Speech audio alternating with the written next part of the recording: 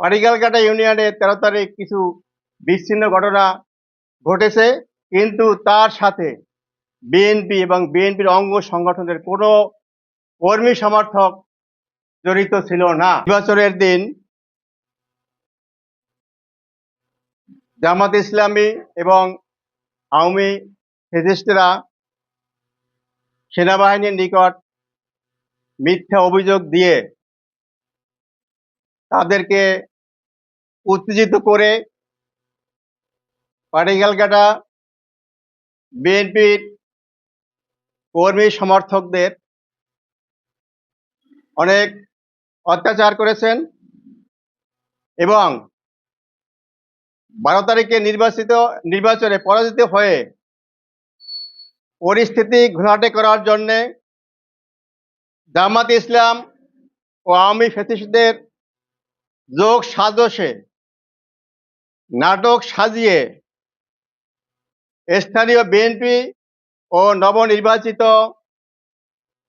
সংসদ সদস্য জনাব রফিকুল ইসলামের জামাল ভাইয়ের ভাবমূর্তি ক্ষুণ্ণ করার মানুষে তারা বিভিন্ন রকমের অপপ্রচার চালিয়েছেন, যাহার সাথে বিএনপির কর্মী সমর্থকদের কোনো সংশ্লিষ্টতা নেই।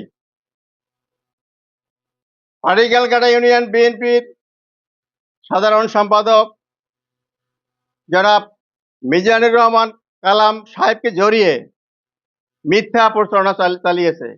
এটা সম্পূর্ণ মিথ্যা এবং ভিত্তিহীন। 13 তারিখ নির্বাচনের পরের দিন 13 তারিখ শুক্রবার তিনি সারাদিন আমুয়াতে ছিলেন এবং সেখানে তিনি জুমার নামাজ আদায় করেছেন এবং আওয়ামী আমলে যারা কেন্দ্র দখল করে ভোট কাটার জন্য মহোৎসব করেছিলেন, সেই সমস্ত লোক এখন আবার জামাত ইসলামের সাথে সংশ্লিষ্ট হয়ে একটা মিথ্যা প্রভাকাণ্ডা ছড়ানোর জন্য এবং বিএনপির ভাবমূর্তি ক্ষুণ্ণ করার জন্য তাহারা এখনো কর্মকাণ্ডে জড়িত।